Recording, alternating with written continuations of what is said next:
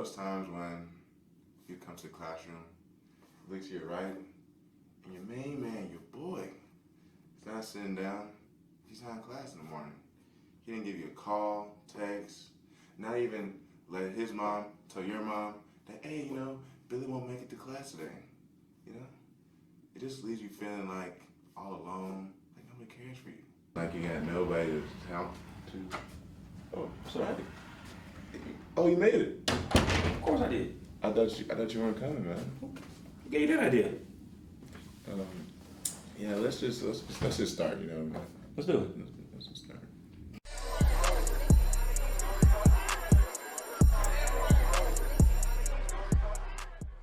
Hey guys, what's up? Welcome back to the classroom. I'm your boy Bryce. I'm your boy Nam. And this is episode 3 of Homeroom. Glad you can make it. Melly, you ready to just hop into it? Yeah, let's get into it, man. All right, cool. So, first subject of the day is history. And I'm gonna be honest, man. I was never a history kid growing up. I really wasn't. I was just more into math and lunch. Oh, definitely. Pretty much. That's pretty much the extent of what I wanted to do in school. Maybe gym, play ball a little bit. But as I've gotten older, I wasn't there playing basketball in school. He's ducking y'all, okay? He's really afraid to get this. Bro, we're talking about history. Okay. We're talking about history. We can talk about gym class another day. Yeah, talk about gym class another day. Let us know. Do y'all want to see a one-on-one? Let us know. And let us know who you think would win a one-on-one. Because y'all know who would really win. It's okay if some of y'all say no for the sake of his ego. It's okay.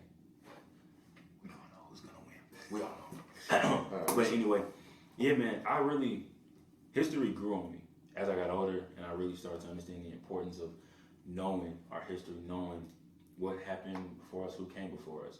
And so today we each have some people that we kind of just want to acknowledge and talk about. And I'm talking about the late great. If you saw our last episode, we kind of paid a little bit of homage to him at the beginning of the episode. John Lewis, man, born 1940 in Alabama. You may know him as House Representative for Georgia's 5th Congressional District from, listen y'all, 1987 to his passing of this year, 2020. We're talking about, quick math, 33 years. 33 years in office. Hope we don't have that today. But before that, he was also a very active civil rights activist. One of the big 6 leaders. So think about men like John Lewis, Dr. Martin Luther King Jr., and they all organized the 1963 March on Washington, right? And we just celebrated the 57th anniversary of that march not too long ago. In addition to that, he participated in 1965, led the first of 3 marches from Selma to Montgomery across the Edmund Pettus Bridge, which almost infamously has now become known as Bloody Sunday, because there was that period from March 7th to the 25th of the marches, right? But that first march on March 7th, it's crazy. They were marching in March. Ain't that crazy? I'm sorry, y'all. March 7th, they were doing the march, and some Alabama State troopers just harassed them, beat them violently, and just treated them as almost less than human. Just because they were fighting for basic human rights. This was sparked by the murder of a civil rights activist by the name of Jimmy Lee Jackson, who had been murdered, I want to say just a few days before that, which is what spurred the call for the marches. But thankfully, a couple weeks later, other people stepped in, namely Dr. Martin Luther King Jr. went down to Selma, and with him, along with like special forces and almost like protection and security, they were able to march peacefully. And so that's just a little bit about John Lewis, more than a state rep. That's dope. And I mean, also, I thought sometimes like Black heroes, because at that time I wanted to give a female Black hero who was also a big part of that movement, which was Amelia Boynton Robinson, who was one of the key leaders in 1965 of recognizing voter discrimination and raising awareness for voting rights. Like I said, she did help in the setting up of the March in Selma, and she was also one of the people who got really beaten and was getting hosed down by troops. So she definitely was a big player in this whole thing. she was the first African American female to run for Congress.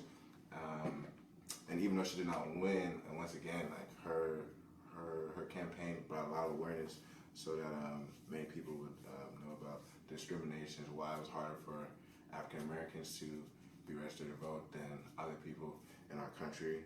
And after she had died at the age of 104. Jeez, you said 100 what? 104, man. 100 what? 100 what? What was the last number? President Obama. President Obama. You know what number president he was? Went ahead. 44. I know. President Obama went ahead and recognized her and saying she was as strong, as hopeful, and as indomitable a spirit, as quintessentially American as I'm sure she was that day 50 years ago. To honor the legacy of an American hero like Amelia Boyd requires only that we follow her example, that all of us fight to protect everyone's right to vote. And I think that's why it's so important that we had this history lesson today, because as we know, it is September and this is an election year, and we want to make sure that everyone is exercising their right to vote come November, because there's people who laid down their lives, risked their lives, and fought so we would have our rights to vote. And just make sure that you're voting in every aspect, not just at the presidential level, but in your state level and the city. So just become aware of who you think is most fit and make that vote. So that's all I want to say. Yeah, so. All right. So what's the next subject? You got it right. No, I don't got the next subject. I thought you had the next subject. Then what are we doing next? So I guess we're taking a pop quiz. Bro, I was gonna say, dang, I know about it, but I guess that's the point of pop quiz. That's the point of pop quiz. So I don't think I knew, or that we did know, but I guess we got some questions to answer. I guess so. And y'all, this y'all pop quiz too. Yeah. So let's see what y'all know. Pen and paper out, and then we about to have some questions asked, and we gotta answer this as we go. Don't look them up, y'all, because we have no help, no googling. Here we go. Let's go, man. I think I'm gonna get you, bro. I'm not gonna lie. Here we go. All right. First question. What's 2 times 2? Man, what? Let's go. Easy money. Question number 2. Who painted the historical Renaissance masterpiece, Mona Lisa?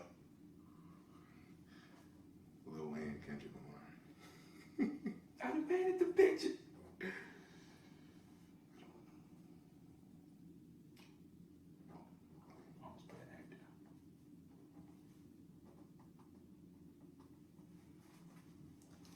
Question number 3. What is the first letter in the Greek alphabet?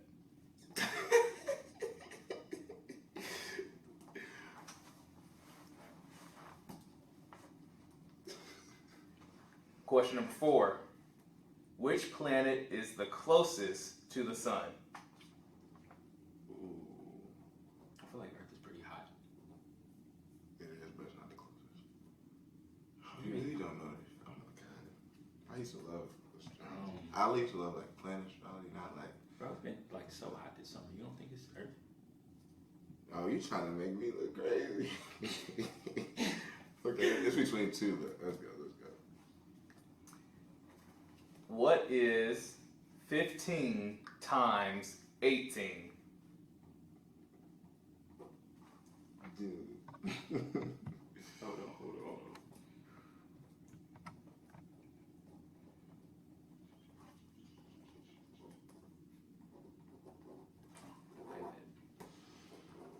Oh man, for you. Question number 6. What is the term for a baby goat?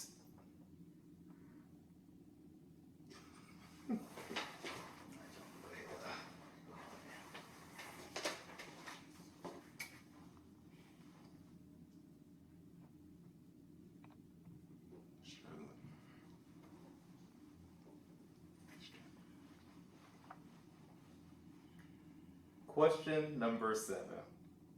Who was the inventor of the telephone?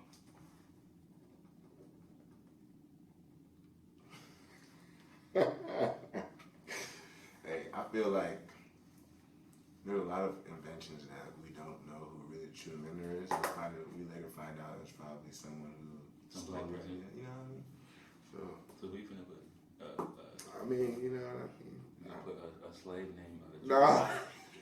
But because I respect him, I don't want to do that and put somebody else who didn't. But we gonna keep doing it though. I don't know. I think I got this in the bag. Question number 8. What zodiac sign is represented with a lion? Oh, man. That's my dad.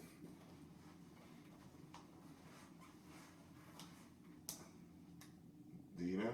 No, it ain't mine. Yeah. Okay. I We need a photo next time. mean, I feel like L. That's not that probably that makes sense. We're just gonna go for it. Everybody looking at your paper. And I just Everybody looking at your paper. You over here trying to look at my paper. You might take what's your answers. All right. Question number 9. How many years are in a millennium? I think I got that. Yeah, I got it. Really? I got it. Hey. Last question. How many bones are in the human body? Man.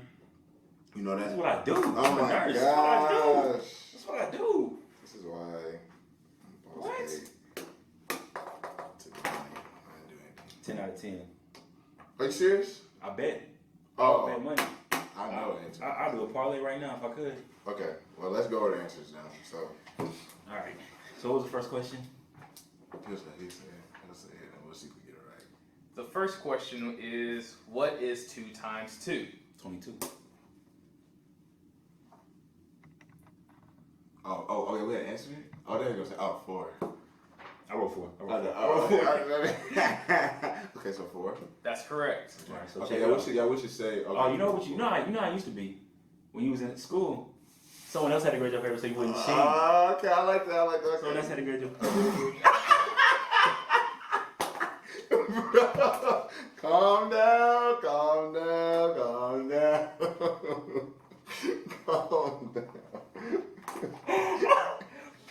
Let's go. All right, here we go. Okay. Question number 1. What's 2 times 2? 4. That's You correct. You on one. Question number 2. Who painted the historical Renaissance masterpiece Mona Lisa? Leonardo da Vinci. I thought it was Van Gogh. No. Leonardo da Vinci is correct. Question number 3. What is the first letter in the Greek alphabet? Alpha. That is correct. So corny. Question number 4. Which planet is the closest to the sun? Hold on. No. But my answer. Okay, so I didn't know. He wrote 2 planets. No. My first answer was Mercury. Oh my god. But I just had on the side thing. But I knew it was Mercury, bro. I know y'all can't read it, so I'm gonna show y'all. But he wrote 2 planets. No, How you gonna write Mercury and Venus? You I was gonna say put them Mercury. all. You gonna put them all? And just be like, well, they on there. I meant Mercury, bro. Damn, I'm looking at your answer. You right. Oh no, I give you that though. Mercury 'Cause you is wrote Mercury correct. first. So you was trying to say Mercury then Venus? Yes. I give you that. Or just like if I was getting worried, because then the Earth, then Mars, and then that, then the astro. Well, keep going. I give you that. Okay. What is 15 times 18? 270. 270. All right. 270. That's correct. It'd be crazy if we were both wrong. Because we both got 270. All right. What is the term for a baby goat? A kid. LeBron, you know the real goat is. Kid is correct. Is it really? Oh yeah.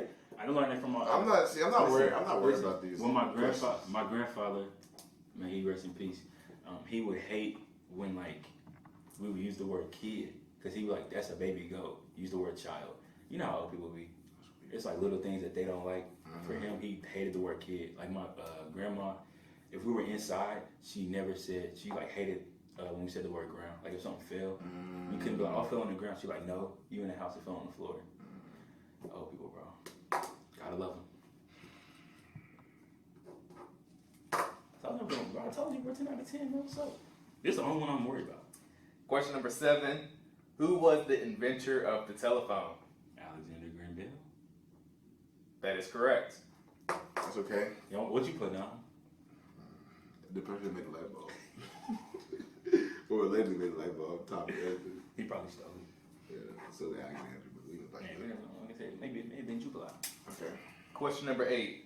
What zodiac sign is represented with a lion? This was a guess.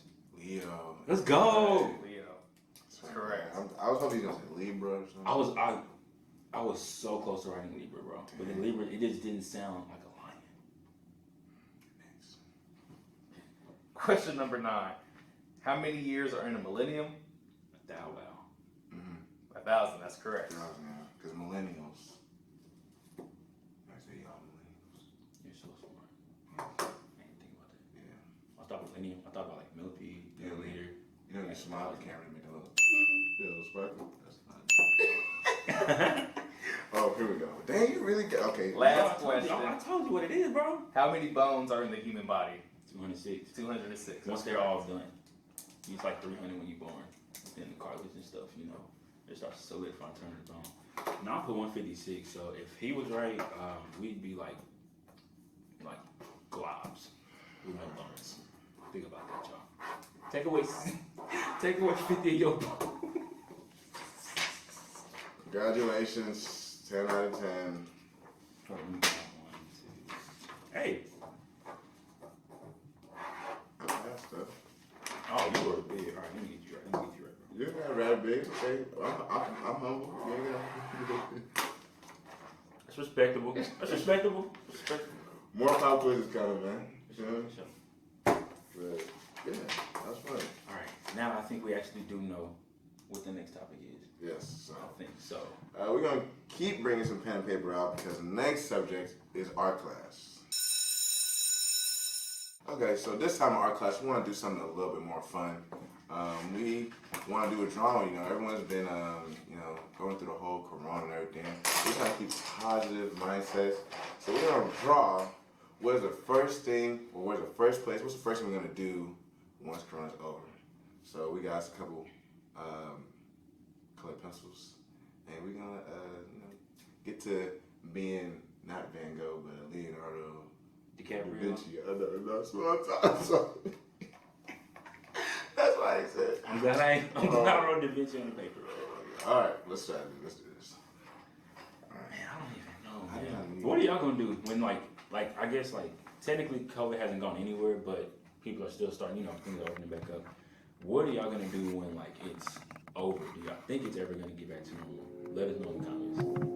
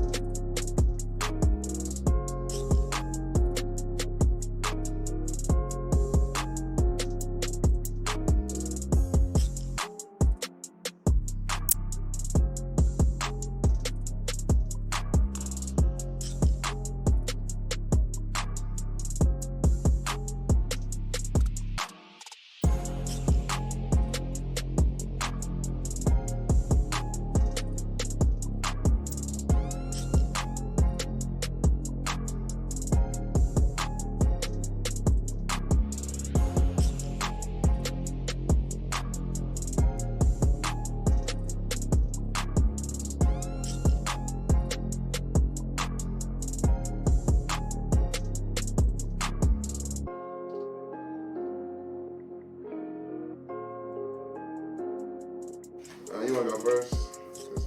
Yeah, let me go first. Hey, So for me, definitely, after looking at our photos, I'm definitely gonna go first because I'm just gonna go first. Yeah, go ahead. I actually did two things because I don't know what's gonna happen first.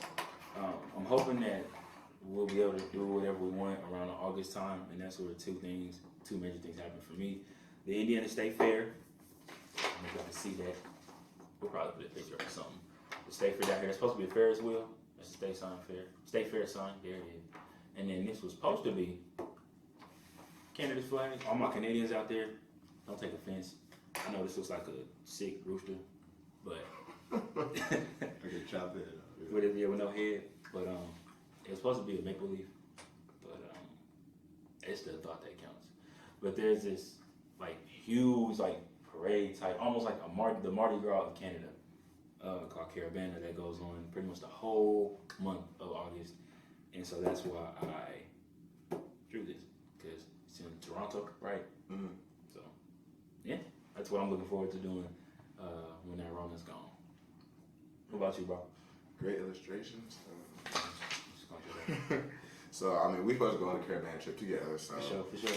I also drew caravan. Like, you know me, I put the flag right there. And this is like the little like the driveway down there. Mm-hmm. So I got a drink over there screaming out the six. You know, I got like the big OVO float. You feel me? Then we got That's hard. We got the lovely ladies who will be out there. You know, just vibes. And then you see all the people in the crowd, but then you'll see me. Then you'll see I've been working out, so I just it'll be my six pack and everything. And then I didn't get time to draw, but then I can't wait for a Nigerian party. The Nigerian party's so fun. But yeah, this is what we got for today. Y'all tell us who had the better. Let's not do that actually. Yeah, let's do that. I think it's already obvious. Somebody didn't. What you talking about, bro? The quiz didn't do well on the quiz, so I can already admit, y'all. If I was told to like draw something, or like didn't take me out on my day to see Jesus, because they're not gonna accept anything I put on a piece of paper. No. Well, as we clean up, we'll get to the next subject, which is religion. So on to religion, y'all. And so as y'all know me, I peep this shirt. He is. Yes, he is. We're both believers. We both follow Jesus Christ. And we just wanted to just talk about our God, you know. Yeah. And so today, we're talking about what it means to be in the Lord's will, how to stay in the Lord's will, right? Mm-hmm. And so we're just going to go to a passage real fast. I'm going to just summarize the passage. If you got your Bible apps or your Bible, we're just going to be in 1 Samuel 13. And just a quick summary, Saul was the king over Israel, right? And they were about to go to war against the Philistines. And Samuel, who was the priest at the time, literally told him, like, hey, I'm going to be the one. And at that time, the priests were the ones who made the sacrifice and the offerings to God. And so he said, hey, I'm going to wait. You need to wait 7 days, I believe. And at the end of those 7 days, I will be there to make the offering. And I'll be there in time. I'll be there before you go to war, right? Mm-hmm. So in modern times, that's like saying, hey, I'm going to submit my part of the assignment at 11:59. Okay? So don't submit the assignment before I get there, or else we won't get the credit that we're supposed to get. Things won't go how they're supposed to go. Mm-hmm. And so like the 7 days are going by. Saul's men are freaking out because the Philistines they're some bad boys. They're ready to fight. They're ready to kill him. And so everyone's freaking out. And so Saul's starting to crack under the pressure. And so it's like in modern times, let's say it's like 11:55, right? Mm-hmm. And Saul's like, man, I don't know where Samuel at. He said he was going to be here. He ain't here yet. I'm going to make this sacrifice. That's not what God told him to do. But he said, I'm going to do the sacrifice, right? Mm-hmm. And so let's say it's like 11:58.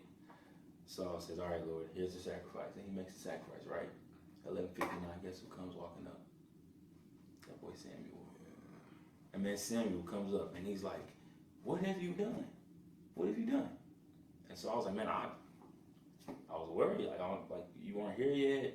I had to hurry up and make the sacrifice. And he's like, dude, you ain't listen to what I said. It's not what I said. It's what God said, right? Mm-hmm. God's will for you was to do this. But I think he was nervous, right? He was scared. And so he did it. I feel like we can relate to that, can't we? Yeah, I mean, like we always, I mean, one big thing is, especially with your example too, we have our God's timing and our timing. Oof. And then like, if we want to be on our time, we start to get upset. We want things to happen this way. We want to graduate this time. We want to have this much money, have this car, Want to have get married this time, all have these these kids, and things, this you know. job. But like, you just have to enjoy the process, the journey that God has for you, and then it makes things a lot easier. So, even if it's that 1 minute, but maybe 1 minute technically for us would be like a year, 10 years, some like whatever His plan is the best plan. So it's just stuff like that for sure. And I'm gonna share this how important that minute was for Saul. So because of that, he was supposed to be king over Israel like forever, like his lineage and all that. Because he disobeyed God in that moment, God said, "Hey, I have to end your kingdom now. You were supposed to rule over Israel forever, your kingdom forever. Now I have to look for. I've found a man who is more fit, and I've sought a man after my own heart." He was talking about David, and so yeah. And so David wasn't even supposed to be king in a sense, but because Saul did what he did. And what that teaches me is that obedience is more important than sacrifice, right? I feel like a lot of times we try to sacrifice for God. God, I'm doing all this for you. And his only question is, are you doing what I asked you to do? So, some food for thought, maybe. But that's all I got, man. So hey, thank you for that. Appreciate that was dope. Go back and read that, y'all. I'm going to say it again. 1 Samuel 13 talks about Saul and the Philistines and Samuel. And yeah, obedience is better than sacrifice. What we got next, man? That's right.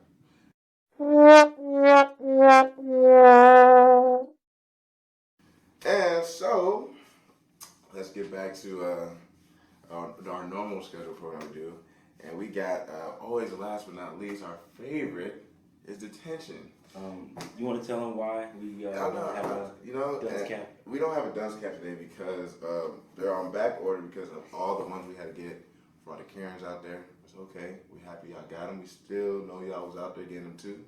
But hopefully by episode 4, we'll have plenty to go by. And today we still would have needed 2. I would say we still need multiple for this one today. So in this one, we're going to be talking about 2 sports broadcasters or reporters who just dropped the ball. No pun intended, sports. Bruh, that's the understatement of this podcast. Yeah. So you go first. Ladies and gentlemen, Charlotte Hornets as an NBA team, a professional basketball team. Their former announcer, John Falk. Go back, listen to that again. F-O-C-K-E. Falk. That's what he's saying after he got fired. A boy. Oh, fuck me. But so he tweeted, he made a tweet that contained the N-word, right? And he claimed that he was trying to type the word nuggets. So, to be fair, there is an NBA team known as the Denver Nuggets. Why he was tweeting about the Nuggets, I don't know. He's slick for that one. He real slick. But here's the thing. Some stories claim that he said it was autocorrect.